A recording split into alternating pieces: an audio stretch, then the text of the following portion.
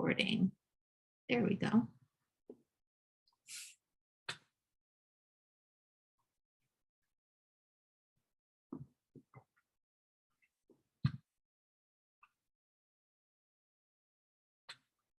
Hi, good afternoon, everyone, and thank you for joining us. We're just waiting for folks to get settled in.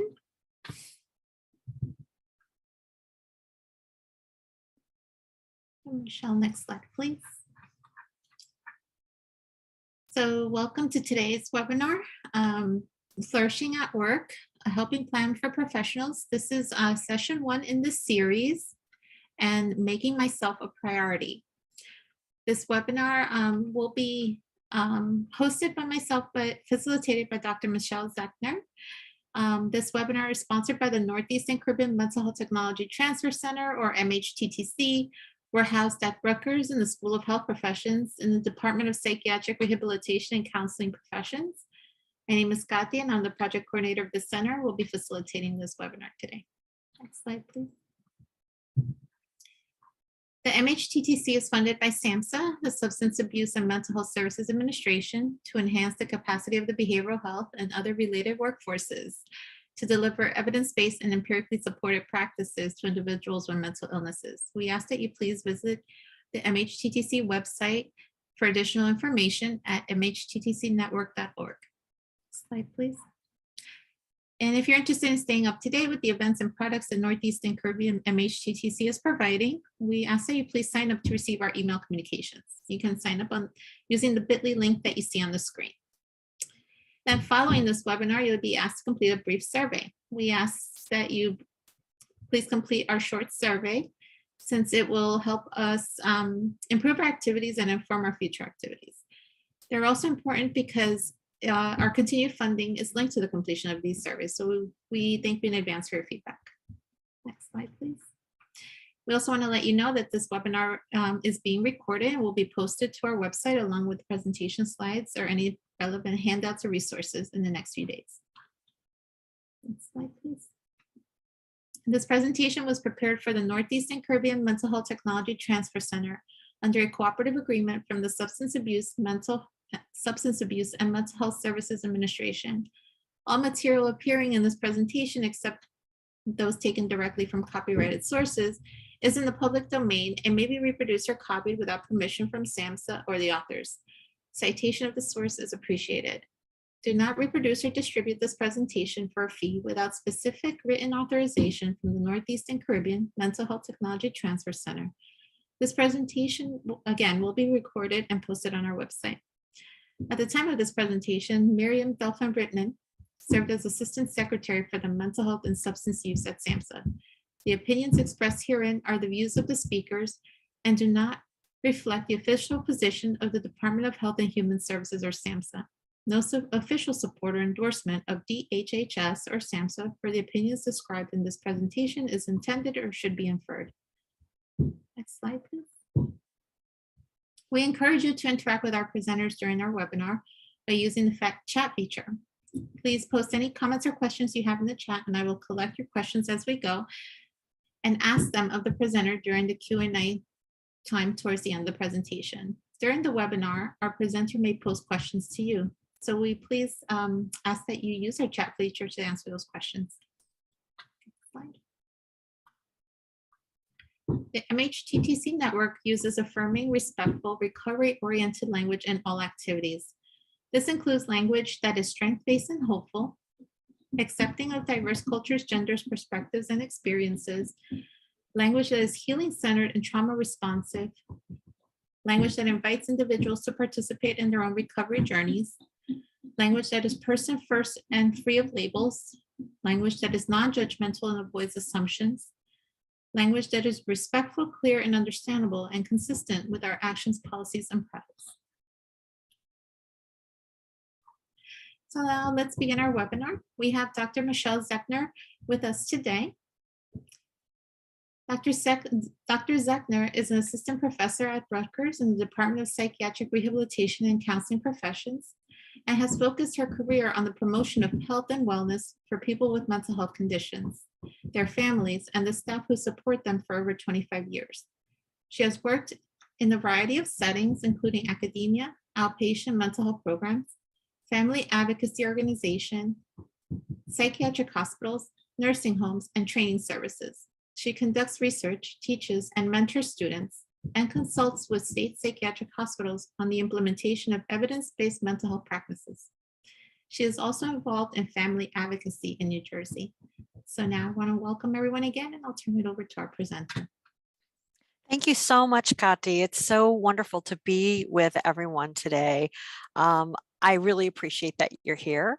And I'm so glad that you took the time out of your schedule for you and that you're here today with me to think about making yourself a priority. I'm hoping we're going to cover a few things today. The first is to explore the relationship between self-care, compassion fatigue, and burnout. And the second is that we're going to talk about some of the supports, practices, resource, attitudes, and beliefs that can promote resilience and flourishing for helping professionals. And lastly, we're going to talk about putting those pieces together and the importance of developing a personal plan, which is really the goal of this entire 6-part series. This is part 1. Glad you're on this journey with me. And we're going to focus on the most important resource that you have, and that's yourself. Each session, we're going to cover a topic together, and then I'm going to ask you to consider some actions to take. At the last session, we're going to put all of these areas together into a personal plan for resilience and flourishing. So before we get started, I invite you to take a breath with me and pause. Thank you. Helping professionals are really well equipped to support others, but sometimes we have difficulty helping ourselves. I don't know if you experience that, but I certainly do. We go to school to prepare ourselves to help others and our careers and making sure that other people heal and grow and learn, but we're not always so good at helping ourselves. Speaking personally, often the same things that make us excellent helpers, like wanting to help, commitment to making the world a better place, and putting other people's needs as a priority, also means we sometimes struggle with ensuring our own needs are met, and we may have less dedication to our well-being. So I'd ask for you to first start by thinking about what making a priority means to you. I'd like to hear from you, so put it in the chat. Thinking about making yourself a priority, I hope you'll think about how you might make yourself a priority at work. For example, you might make sure that you take a break at some point in the day, that you give yourself a moment to prepare for the next meeting, task, or client or student, that you try to have some self-compassion when things don't go the way you want them to. And even thinking about the priorities you have for yourself at home. Maybe like you try to give yourself some transition time between work and home, or you make sure that you have the basics. So when you think about making yourself a priority, what comes to your mind? So go ahead and just turn to your chat and start typing. What makes you feel like you are a priority in your life? Is it making sure that you've got that cup of coffee first thing in the morning? Or does it mean that you follow up on dental care or preventative care appointments? Or is it something completely different? Place your thoughts about making yourself a priority in the chat. I'd really appreciate it. I've given you some of mine. I give myself a little transition between work and home. Oh, great. I see someone says making time for medication. Sorry, medication, I apologize. Meditation, absolutely. Some time to take a breath, to pause, to reflect. That's a wonderful way to make yourself a priority. And I know it can be a really hard thing to start on these actions. Also, people are responding, trying to enjoy the moment and being present, getting 10,000 or more steps a day. That's wonderful. Making time to leisurely read. That's really, really wonderful. And coloring. Oh, lovely. Those are really wonderful things. I love the diversity. And it's really important that we remember that we're all different, right? And how we need self-care and how we make ourselves a priority and give ourselves that time. So thank you. And I want to thank all of you for the work that you've done to help vulnerable people, adults and children in healthcare settings and education and mental health. We've had an incredible year. and an incredible pandemic the past 2 years. It's not an easy time to be a helping professional who supports other people. Our experiences during this time are valid, whatever they are. As we know, there have been transitions, changes in the way we do our work and live our lives. Some of us have had health issues, lost loved ones, or been affected by recent extreme societal events. Some of us have experienced joblessness. Others have witnessed extreme situations in our work. And we're all being asked to do more during extremely difficult situations. We also know that we keep showing up and helping others. This ongoing crisis has tapped many of us out, depleting our energy and drive. Now it's time to consider how to step out of crisis mode and into a way of life that can make us stronger, more resilient, and able to flourish despite the difficult work. Helping others is amazing. I know that it's been my vocation and passion for my entire career. It's powerful, it's life affirming in wherever we're helping people. It offers intellectual stimulation, emotional gratification, and an opportunity to literally change the lives of other people. But while helping others and the benefits this offers continues while we work, it can also create stress and disillusionment, sometimes compassion fatigue or even burnout. Our interactions with others are the critical component of helping others. What other job can you think of that literally we use ourselves as part of the product, right? We are the product. We are talking to people, encouraging people, motivating people, helping people every single day, which puts a lot of pressure on us. And it may make us feel like our own needs are less important or take a back seat to the person that we're in the middle of helping. And as we witness other people's distress and trauma, we may experience a condition of extreme tiredness. This is called compassion fatigue, and it may be brought about by a stressful workplace or environment. According to WebMD, this form of fatigue is sometimes called secondary stress reaction, secondhand shock, secondary traumatic stress, or vicarious trauma. So we're at that high risk of experiencing those things because we're helping people every day. Compassion fatigue occurs when these things can trigger us and our moods and our well-being, and we start to feel our thoughts, moods, and well-being outside of work being affected. It's normal to be affected by our work, but when we take it home and we can't get it out of our head, that's when we know we're experiencing compassion fatigue and burnout. So, what impacts our ability to be resilient to combat some of that compassion fatigue and burnout? Well, first of all, there's these interactions between different things. These are qualities that help us be resilient and flourish, and it predicts our ability to fight off compassion fatigue and burnout, as I mentioned. One area is our own sense of priorities. Think for a moment. What are some of your priorities? Are you a priority for yourself? If taking care of me and preventing compassion fatigue and burnout is not my priority, then I might not give the same time and attention needed to it. In the next session, we're going to explore values and priorities and what's really important to us to remember why we're doing the kind of work that we're doing. Another area that often impacts us are work factors like job control, work setting, work environment, job demands like caseload or support or supportive supervision. And then personal factors, things like our own mental health and well-being and our history, how we react to others in distress, our coping or mindfulness ability, and our resources and supports, which we're going to talk about in a little bit. And then lastly, we do have to consider recipient factor. So we're helping people, right? And the people that we help may be in crisis. They may have mental health conditions. They may use substances or have cognitive issues.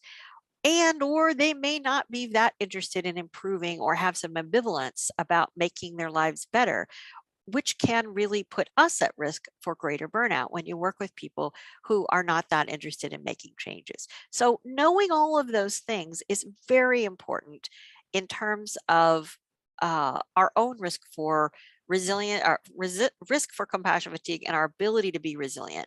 So in the chat, I'd like to hear from you. What are some things that impact your resilience and ability to flourish at work? So if you just take a moment, turn to your chat and type in the things of these, like your priorities, work, personal, recipient qualities that might impact your ability to be more resilient.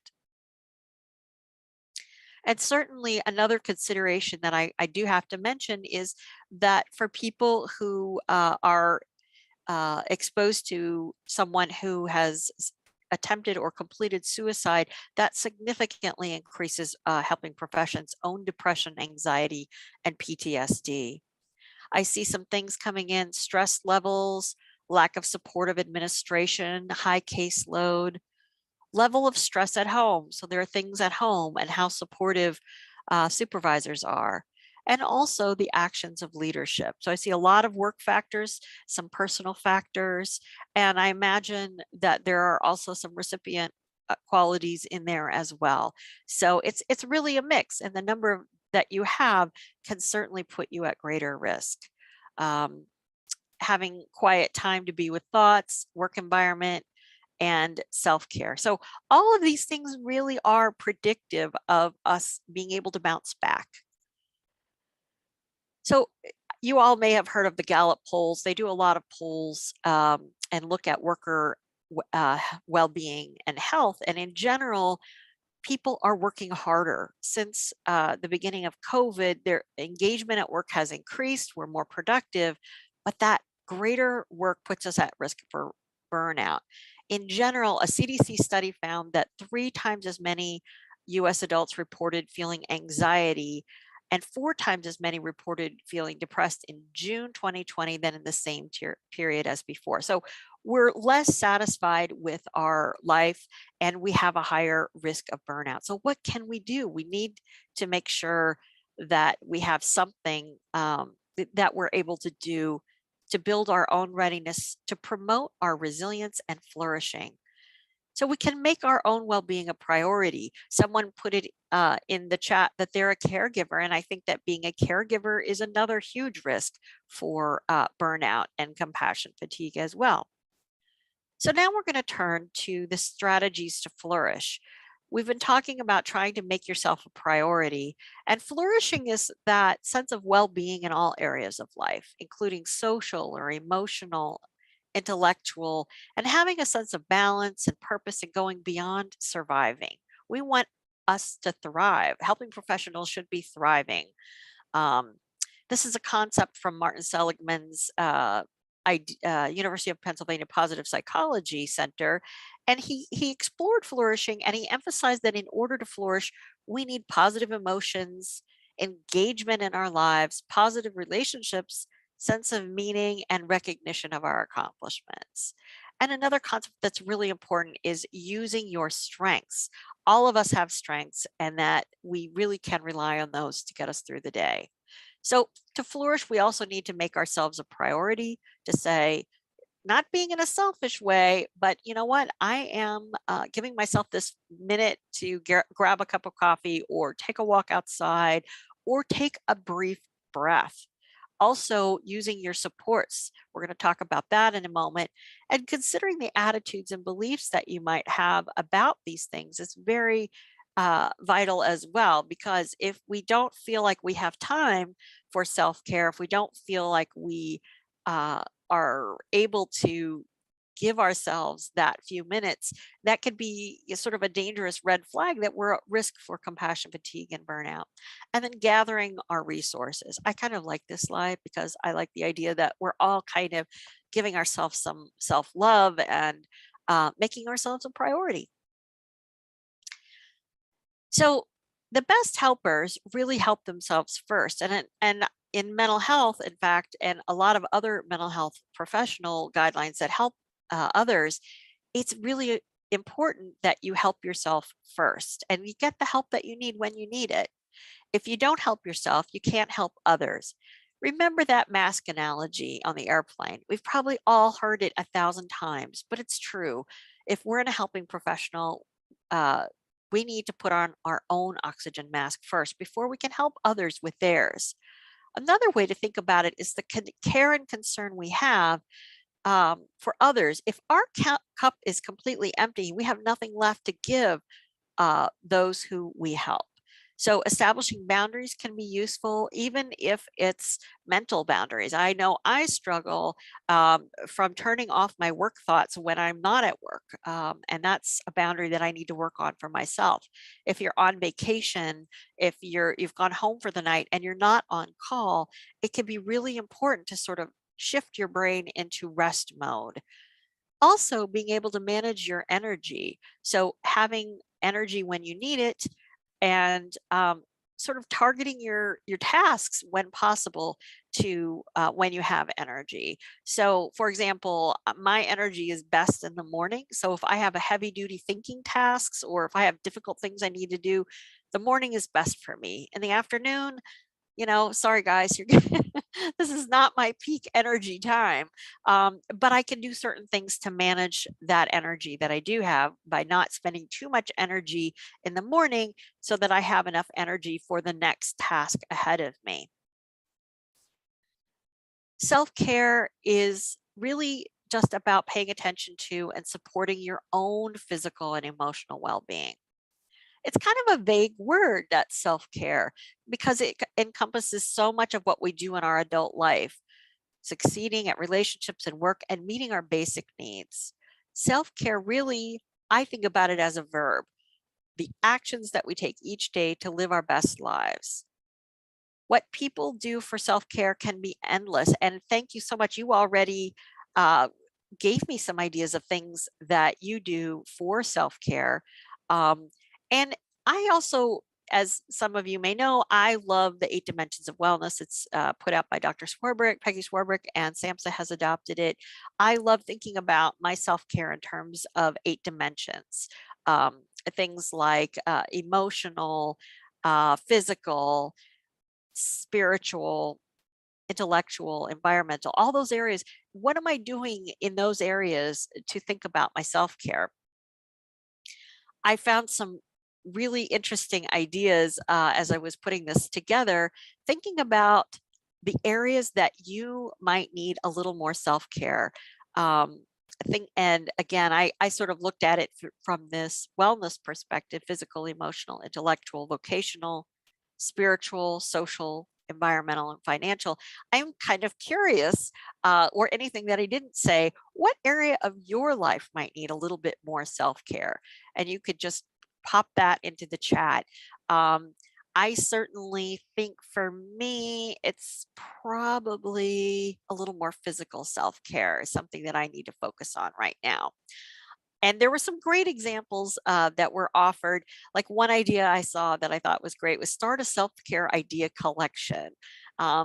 You all brought up coloring, it could be bird watching or walking or being outside. Um, to remind ourselves of what we can do. Someone mentioned that emotional and physical are areas that they need a little more self care in, and finding some time for yourself every day and learning to say yes or no more often, which can be hard. Sometimes saying yes to ourselves means saying no to something else. And assessing any of the trauma inputs that you're experiencing, that's important as well. But self care is really the place to begin. It nurtures us, brings up our energy, helps us with problem solving, self care, and it's really the foundation of staying resilient while helping others. When our self care is on the lighter side, then compassion fatigue and burnout can weigh us down. And alternately, if you do multiple things each day for self care or making yourself a priority, you have a lower likelihood of burnout and compassion fatigue. Being resilient and flourishing means that we really have to start the day out with self care every day. Another interesting concept about this is that if we start to notice compassion fatigue, it's a really interesting opportunity to rethink and rediscover what might create a sense of happiness, purpose, and joy in your life. When you think about your last week, it might be helpful to think what moments brought you a sense of resilience, meaning, or purpose. What were you doing? Who were you with? What was around you? So taking those little opportunities to remind yourself of those moments that create happiness and resilience for you. So we need to practice self-care every day. And one of the most important things to be aware of is how you're feeling in this moment. Take inventory of where things are at with you right now. What's on your plate? What's going on in your day? These things can influence how much and the type of self-care that you might need. A rough start to my morning might make me take a pause, listen to inspirational music in my car before I go into work, or maybe reschedule a difficult meeting.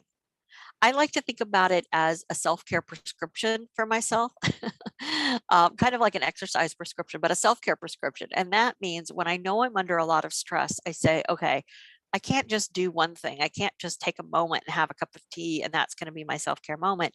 I know I'm going to need multiple. And if I'm really nervous, really anxious, things are going, a lot's going on, I'm going to have to do 3 or 4 things.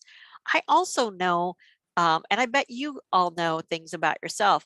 Like when you're feeling very nervous or anxious, are there certain things that you do for self-care that make you feel better?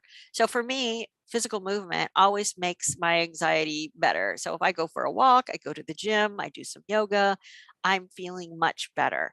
However, if I'm feeling overwhelmed, overworked, those are things that are not going to necessarily help me feel better.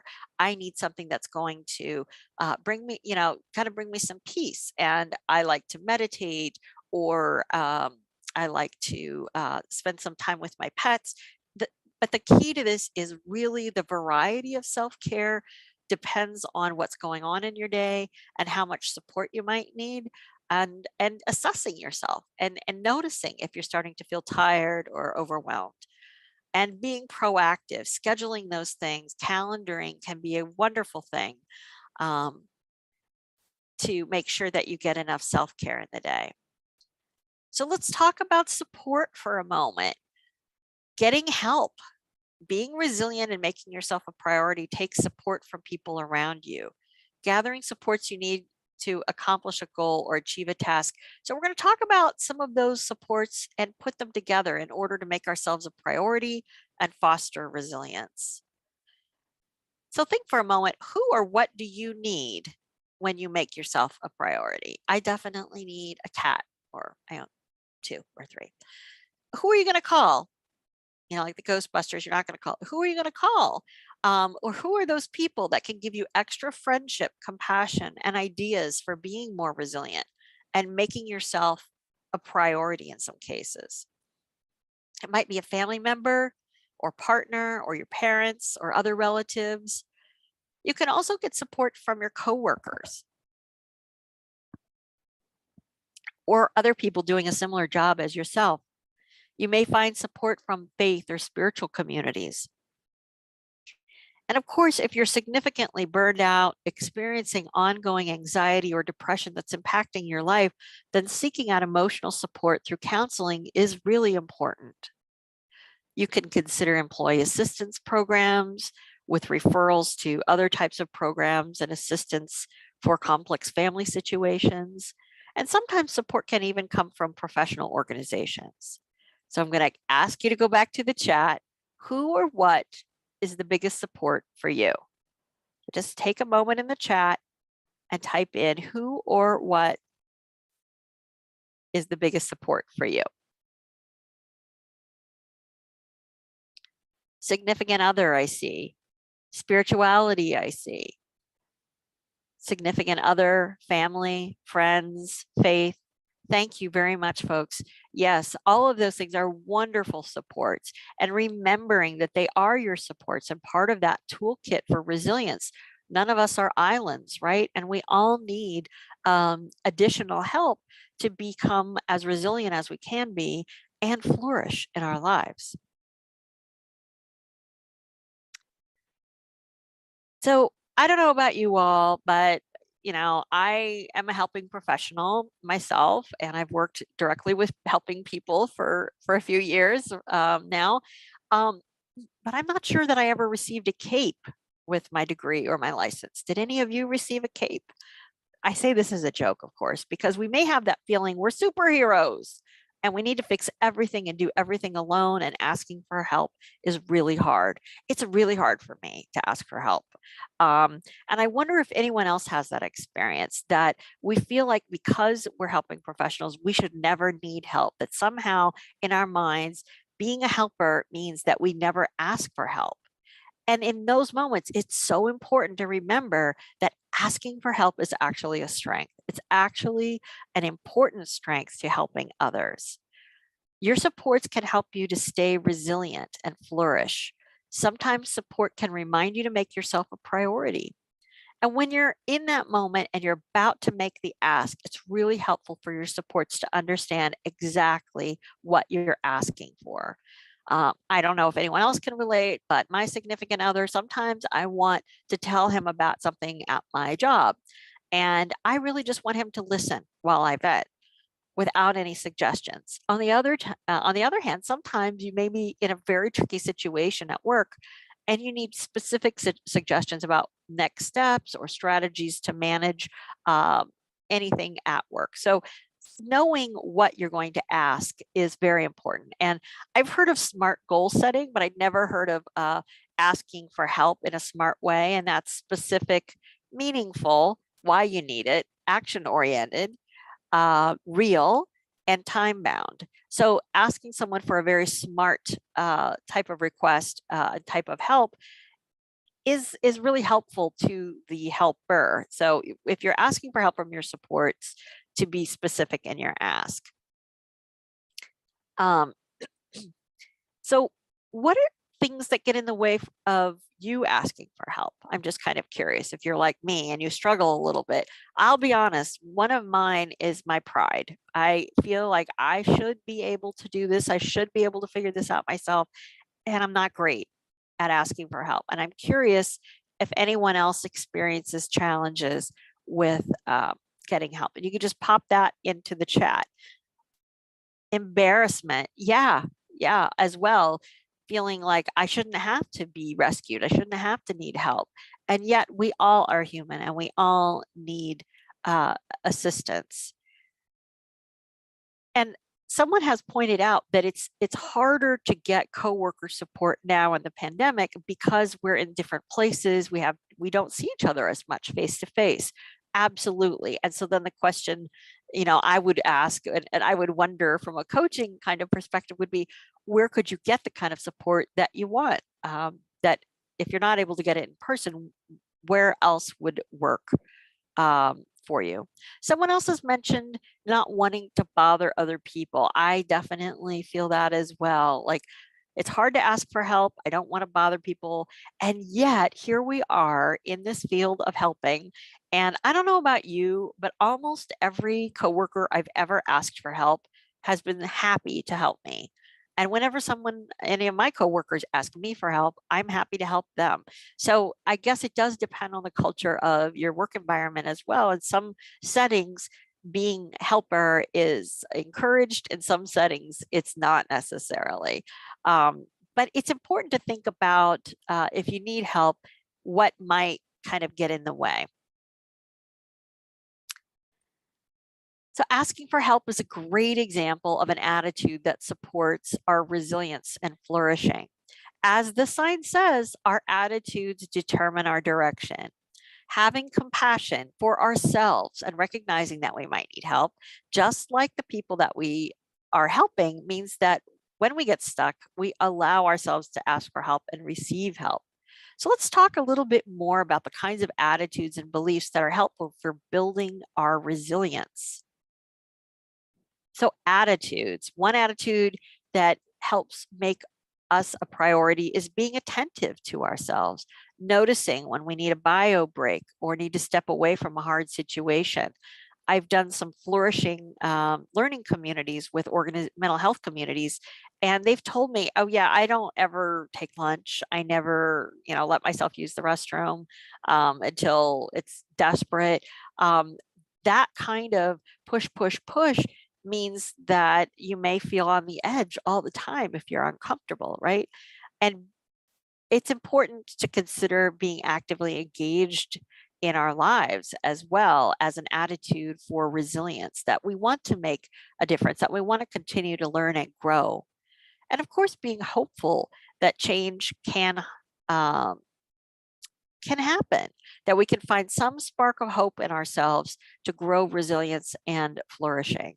Hopelessness can mean that someone is experiencing symptoms of depression or burnout, and it may be time to seek professional help. So I encourage you, if you know someone who has experienced hopelessness every day at work, it may be time for that person to talk to a professional and get the kind of support that they need.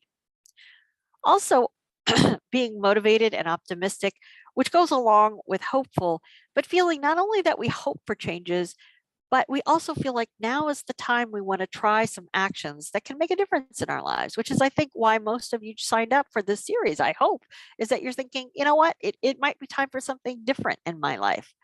Um, and having a positive attitude. Of course, positive psychology is focused on positivity, and Dr. Seligman's model of flourishing centers on the importance of positivity.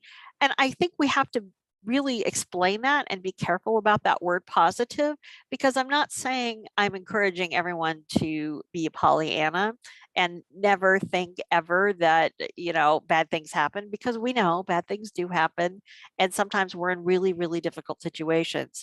But the idea of the positive attitude is you acknowledge where you're at. This is a difficult situation. There's a lot going on. And then have some hope that there can be some change, and look for some of the positives in the situation, just like we would reframe someone's difficult thinking, right? Like, that saying, there's a rainbow at the end of the rain.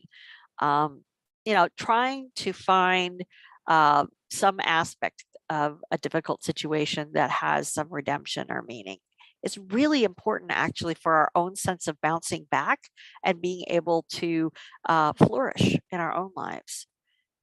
Also, being thoughtful, sort of knowing what you think about these different ideas and self care, and a willingness to take some actions. I'd love to hear from you again in the chat. What are some attitudes that support making yourself a priority for you? What are some of your attitudes? I've listed a couple: attentiveness, engagement, hope.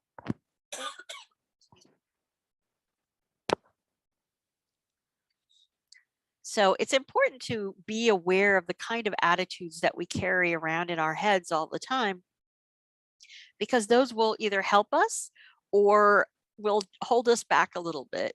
Thank you so much. I see a comment of wanting to succeed. Absolutely. That is an attitude that can help.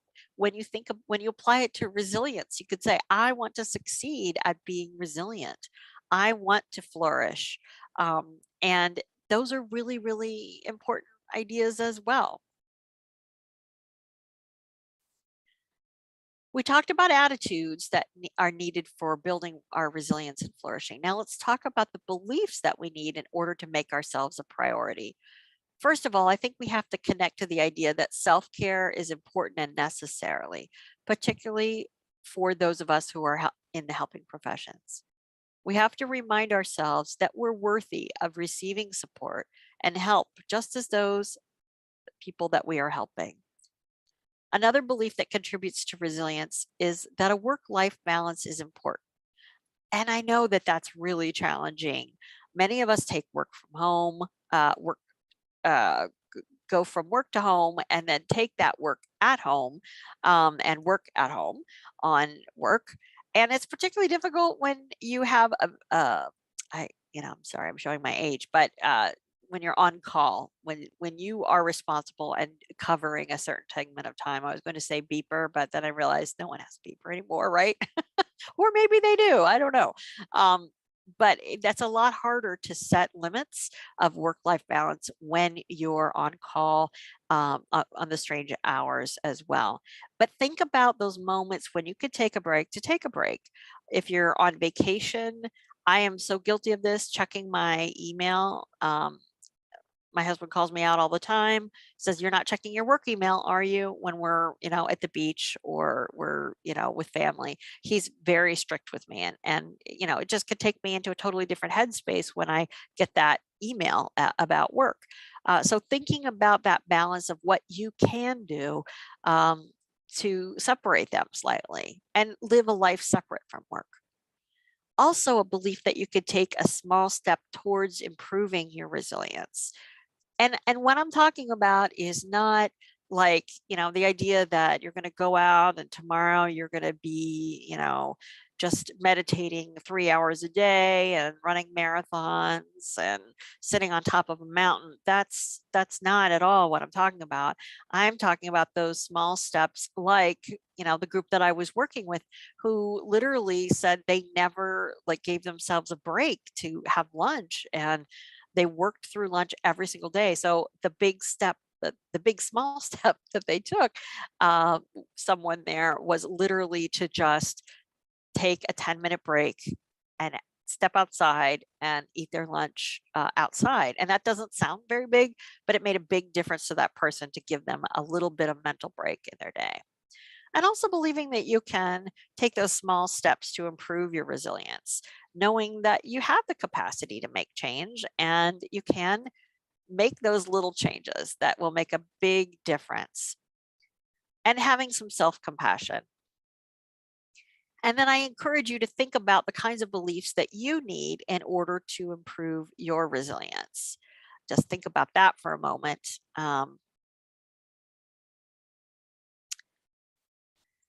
So, resources are those internal and external things that can help us be more resilient and flourish. And you can think about them as kind of a set of tools that you can use to support the tasks and projects you want to achieve.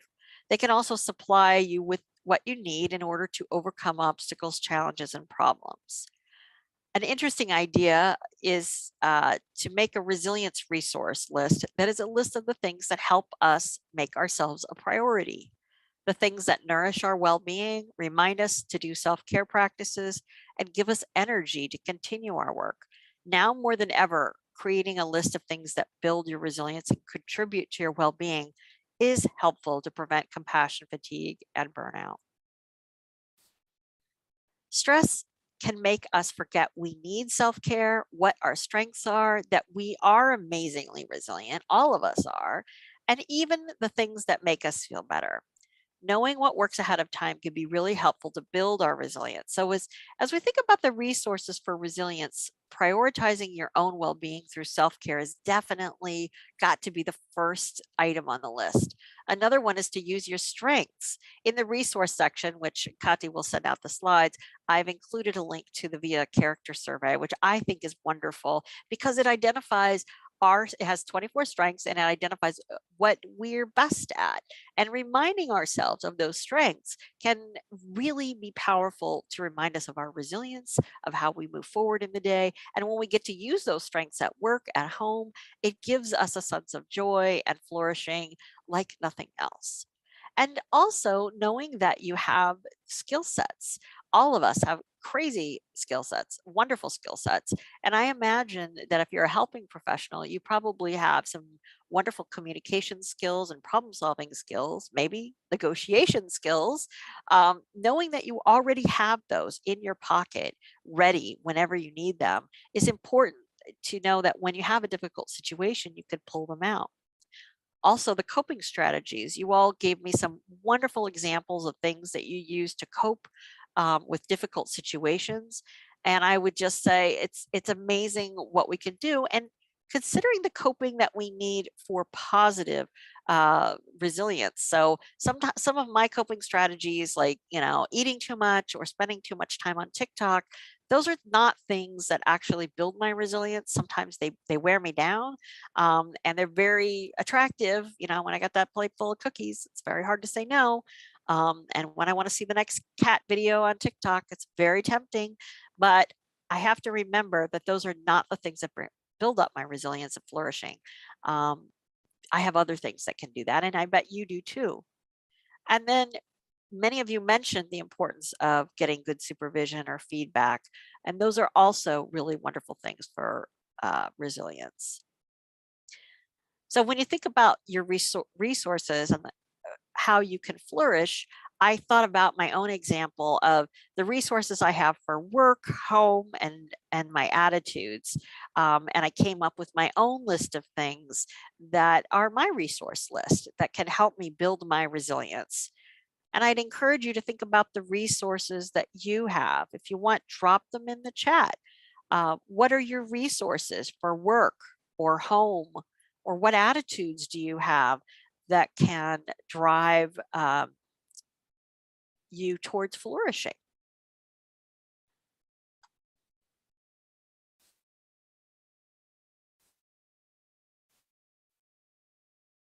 So, looking ahead, this is a series that is about building resilience and flourishing. So, this is series session 1 out of 6.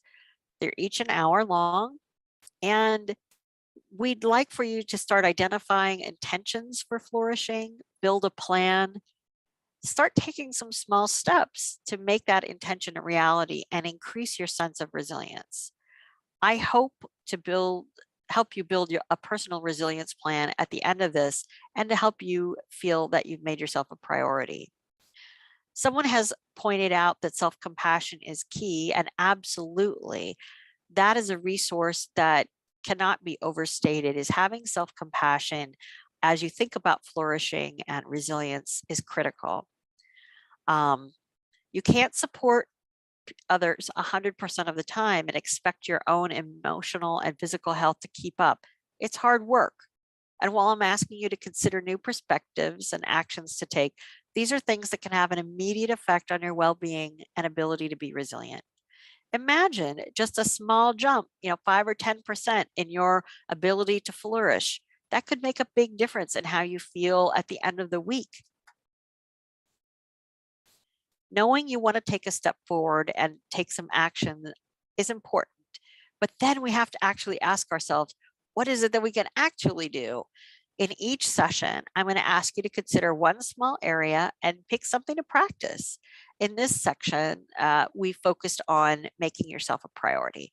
Let's imagine for a moment that you're thinking, why, yes, Michelle, I would like to try and make myself more of a priority. Yay. What would you be doing? That's a great question to start with. And some other practice opportunities. How do you make yourself a priority? What help do you need? What gets in the way of making yourself a priority? And what's one action you're going to try to make yourself a priority? And I would love it if you would check in with yourself once a week, whether you write down some notes on a sticky pad, or you jot down in a journal, or you document on your phone, some things that you're doing to make yourself a priority. Maybe you took a lunch, or maybe you allowed yourself 5 minutes between clients or students, or maybe you even set a work boundary and you said no. It'll be different for all of us. But the most important thing is to reflect a little bit and let yourself notice when you make yourself a priority and when you don't. I'm going to end the session in a moment, but I want to leave that idea behind and say, make a point to make time for yourself this week. You matter.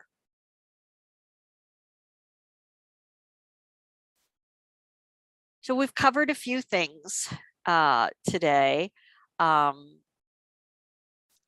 We've talked about the amount of stress and strain we experience as helping professionals. We've talked about the importance of making ourselves a priority and how that really does improve resilience every day. And that self-care can build our resilience and reduce burnout as well. And that supports often provide the drive and motivation for making ourselves a priority and being resilient. And our resources can keep us going. So this series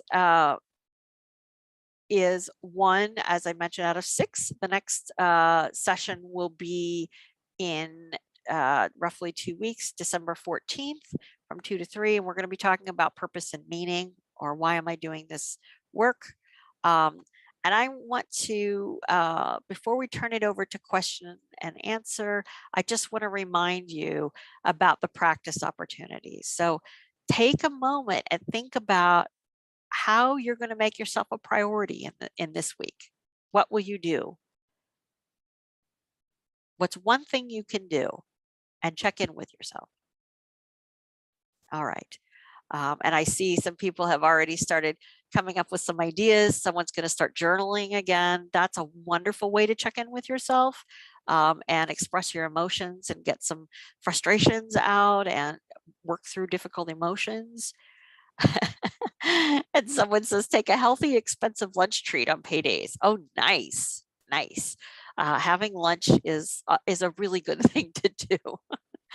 All right, let's turn it over to questions at this stage. I don't know, Kati, do we have any questions?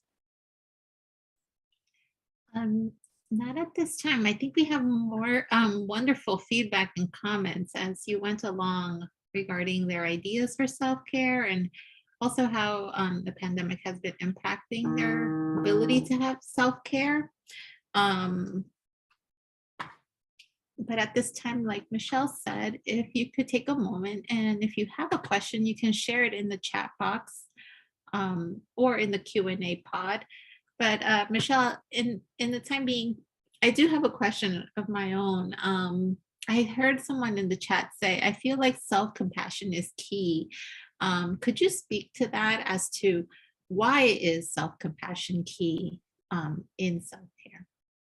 Oh, thank you, Kati. That's a great question. There's a researcher named Kristen Neff, and she has something called mindful self-compassion. And she's got some wonderful meditations and books on her website. And her last name is Neff, Kristen Neff.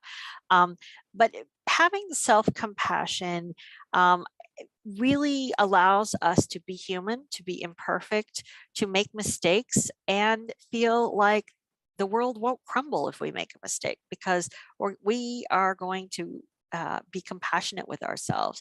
I don't know about anyone else, but I'm a bit of a perfectionist.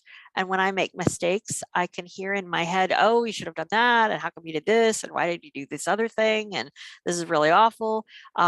Those are the kinds of thoughts that don't necessarily help us to be more resilient, right? But if I'm compassionate and I have those kinds of thoughts of you should have done this, you should have done that, I could sort of be kind to myself, just as I would if my very best friend came to me and said, oh, Michelle, you wouldn't believe what I just did. I did this and that and the other.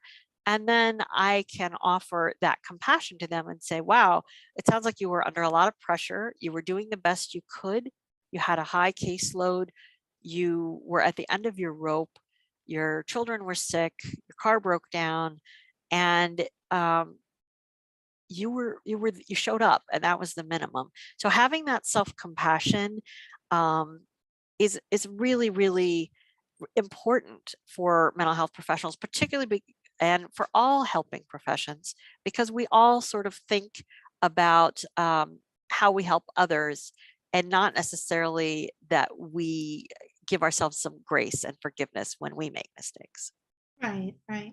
So, and so in other words, sometimes we have to learn how to release that rumination and those ruminating thoughts that may not be so compassionate towards ourselves. I do see another question in the chat.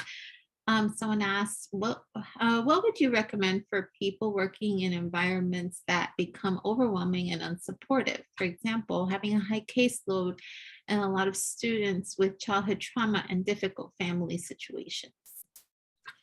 That sounds like a really tough situation. And I want to say thank you so much for the work that you do. And I'm not sure that there's any one right answer. What I would say is that for people in that kind of setting, you're at high risk for compassion fatigue. And what can, ask, sort of turning it around for yourself and saying, what do I need? What do I need? Is this a good fit for me right now? And if the answer is yes, then what do I need so that I don't take this trauma inside of me? Or is there something I can do to push back about the caseload? Or how can I think about the family situations that um, sort of remind me that I can be helpful. And at the end of the day, I have to sort of turn off my care, which is, I mean, so much easier said than done. Um, but I think it sounds like there's some good soul searching and reflection on what brings you joy about the job, and what makes it challenging, and what might you want to do um, to build your own resilience. Thank you, Michelle. And we have another question in the chat. Any suggestions for working with the supervisor who is not supportive and who states that we're all under stress, in reference to coworkers who talk about stress impacting work? The person states that we have a job and need to be professional. Yeah, that is really a challenge, and I think that, supervisors, and, I've done a couple of Flourishing series for supervisors this past year, and supervisors are kind of at the end of their rope, just as if, we are helping others, and then, our supervisors are also helping others and helping, trying to manage their teams. And that sounds like a very difficult situation to be in. I know that it can be helpful, again, to find the resources that are supportive to you at work. So if the supervisor isn't necessarily the most supportive person, then is there another person at your work site who can be a support? Or is there another professional organization or connection that might be helpful in this situation? While it's certainly true we have to be professional, the huge risk of burnout is that there's a lot of research that has been done about burnout. When people are burned out, sometimes um, folks overshare, actually. And so I don't know if the supervisor is thinking about that, or what they're thinking, but that doesn't sound like it's very supportive when we're all under a lot of stress. Sorry, I'm having trouble talking. We're all under a lot of pressure and stress right now. And I think that, again, having self-compassion, and I certainly try to model compassion to the people that I engage in, so the people I mentor, my coworkers, I try to have compassion for them and say, you're right, we are all experiencing a lot of stress right now. And what would be really helpful is to be thanked.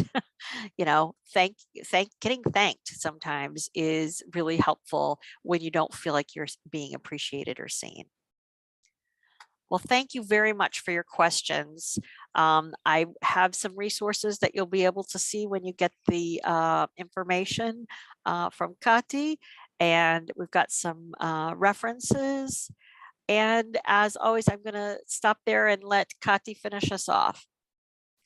Thank you, Michelle. So on your screen, you will see our QR code for our short evaluation survey. I have also entered the link in the chat box if that's easier for you. We kindly ask that you please complete these surveys. We definitely appreciate the feedback about, how about the quality of the event of today. So, and we use this information to inform our future activities. So please know that it is anonymous, one, and number two, that we do take your feedback into consideration. Also, just as a reminder, I will email everyone the link to the evaluation survey. You will receive a certificate of completion for today's webinar for 1 hour. And you will also receive a link to the recording of this webinar, as well as the presenter slides within a week of today. So I just want to say thank you again to Michelle for providing us with this wonderful webinar. We truly appreciate all of the strategies and ideas for self-care, and of course, making ourselves a priority. We hope that you continue to stay safe and well. And once again, thank you everyone for attending today. Thank you, everyone. Make yourself a priority. You matter. Definitely. I hope everyone has a great rest of the day. Take care.